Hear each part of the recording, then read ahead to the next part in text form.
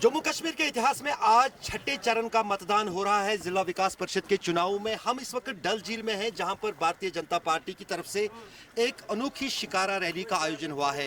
दरअसल अगर इन चुनावों को देखें तो बीजेपी इन चुनावों में जोर शोर से चुनाव लड़ रही है और सबसे ज्यादा अपनी ताकत झोंक रही है।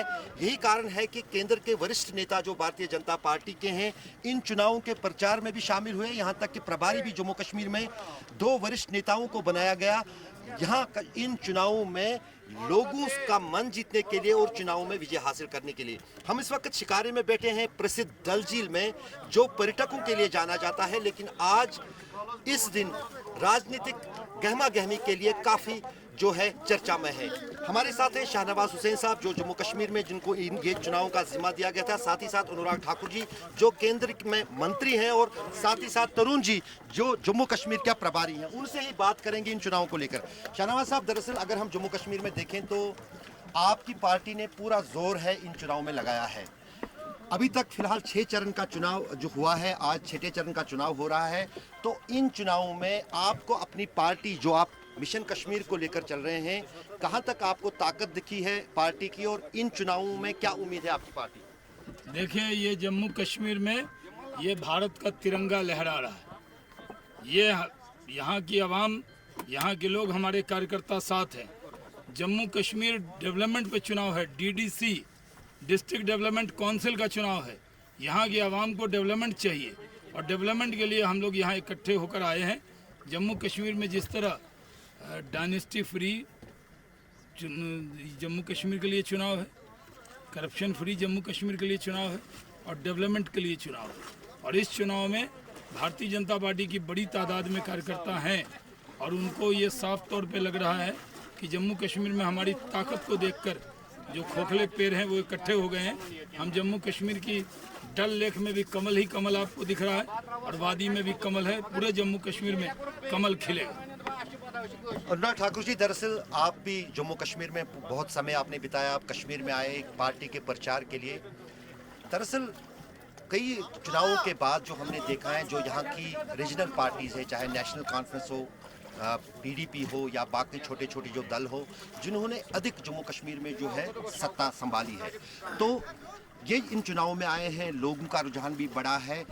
अगर इन चुनावों में आप किस तरह से अपनी पार्टी की जो है विजय देख रहे हैं, किस तरह से आपके उम्मीदवारों को सहयोग मिला है? खासतौर से अगर जम्मू की बात छोड़े, वहाँ पर तो आपको पहले भी काफ़ी सारा जो है ग्राउंड लेवल पे सपोर्ट है, लेकिन कश्मीर की बात करेंगे। क्या आपको लगता है कि कश्मीर में जो है आपकी पार्टी की बात को लोग मान रहे हैं और कहीं ना कहीं इन चुनावों के नतीजे जो होंगे वो बीजेपी की पॉलिसी पर मोहर होगी? देखिए, मैं एक बात तो कहूँगा कि ये लोकतंत्र की जीत है, डेमोक्रेसी की जीत है। This is the victory of the democracy. Modi ji विकास में विश्वास रखते हैं और विकास करवाने के लिए स्थानीय जनप्रतिनिधियों को चुनने का एक अवसर दिया। जो 70 सालों में कभी चुनाव नहीं हुए, हमने वो करवा कर दिए। डीडीसी के चुनाव, डिस्ट्रिक्ट डेवलपमेंट कमेटी, जिसका काम ही केवल डेवलपमेंट करवाना है। जिला स्तर पर यह कमेटी बनेगी। अस्पताल, स्कूल, पानी, सड़कें, बाकी सब बजट तक यही बना कर देंगे। ये 70 सालों तक नहीं दी थी, क्योंकि अब्दुल्ला और मुफ्ती परिवार जम्मू कश्मीर पर कब्जा किए हुए था, सत्ता का सुख भोग रहा था, लेकिन युवा पीढ़ी को आगे नहीं बढ़ने देता था। यहाँ के युवाओं को उन्होंने केवल या पत्थर या बंदूक उठाने के लिए मजबूर किया। मोदी जी ने बैलेट तक लाने के लिए, मोदी जी ने अलग काम किया, विकास का किया। आप देखिए, अब्दुल्ला हो, महबूबा जी हो, बाकी हो, ये बंगलों तक सीमित रहे। मोदी जी ने गरीब को बॉर्डर पर बंकर बनाकर दिए और गरीबों को पक्के मकान बनाकर दिए। इन्होंने जम्मू कश्मीर में अंधकार किया, मोदी जी ने गांव-गांव तक बिजली पहुंचाई। इन्होंने लंबी लाइनें, 4-4 किलोमीटर लोगों को पानी लेने जाना पड़ता था, हम घर घर पानी पहुंचाने के लिए जल जीवन मिशन लाए। अंतर इतना है, हम 70,000 नौकरियां जम्मू कश्मीर के नौजवान को देने वाले हैं, जिनको कल तक पथराव में रोकते थे, आज उनको रोजगार का काम भी मोदी सरकार कर रही है। ये शांति अमन का जो संदेश डल लेक से जा रहा है, ये बताता है हम टेररिज्म नहीं, टूरिज्म चाहते हैं। ये जम्मू कश्मीर की जनता का पैगाम है, जिन्होंने लोकतंत्र में बढ़ चढ़कर भाग लिया। वो बंदूक से डरे नहीं, बैलेट बॉक्स तक पहुंच के 51% तक पोलिंग की है। ये दुनिया को संदेश दिया है कि जम्मू कश्मीर मुक्ति चाहता है आतंकवाद से और आशा करता है कि विकास की नई ऊंचाइयों पर जाएंगे। शहनाज साहब, इन्होंने कहा अनुराग ठाकुर जी ने कि हम पर्यटक यहाँ बढ़ाएंगे। प्रधानमंत्री ने जब अनुच्छेद 370 जब 5 अगस्त 2019 को हटा था तो गृह मंत्री ने भी ये आश्वासन दिया था कि 4 महीने के भीतर कश्मीर की काया पलट होगी, तस्वीर बदल जाएगी। लेकिन अभी आप हाउस बोट में ही थे, आपने सुना होगा हाउस बोट वालों का दर्द। ना ही पर्यटन लौट रहा है, ना ही स्कूल कॉलेज खुल पा रहे हैं, ना ही जो सामान्य जनजीवन है अभी भी कश्मीर में जो है बहाल। हाँ, इतना ज़रूर है कि हिंसा में कमी हुई है, लेकिन वो दिन कब आएंगे जिनका ख्वाब आपने संसद में पूरे देश को दिखाया और कश्मीर की जनता को दिखाया? देखिए, जो कहा था वो सही कहा था। कोरोना काल है, इसलिए टूरिज्म का और कोरोना का बहुत बड़ा झगड़ा है। टेररिज्म का और टूरिज्म का बहुत बड़ा झगड़ा है। कोरोना में तो अभी जो भी टूरिज्म के बहुत बड़े सेंटर हैं वो सब खाली है, लेकिन अब धीरे धीरे जम्मू कश्मीर में लोग यहाँ आ रहे हैं। हम अपने दल का जहाँ प्रचार कर रहे हैं वहाँ देश में भी ये संदेश दे रहे हैं कि यहाँ हम आराम से घूम सकते हैं, आ सकते हैं। टूरिस्ट को कोई दिक्कत नहीं है। जम्मू कश्मीर के अंदर सब लोग विकास के रास्ते पर आगे बढ़ेंगे।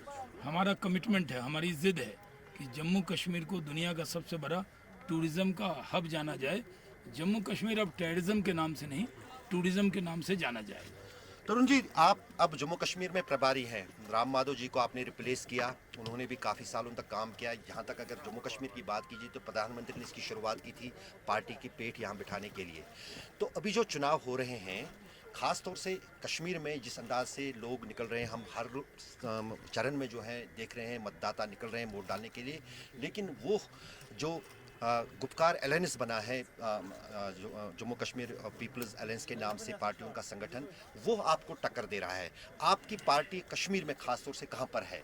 ऐसा है कि सबसे पहले तो ये बहुत बड़ी जीत प्रधानमंत्री श्री नरेंद्र मोदी जी की सोच की हुई है कि बुलेट के ऊपर बैलेट हैवी हुआ है।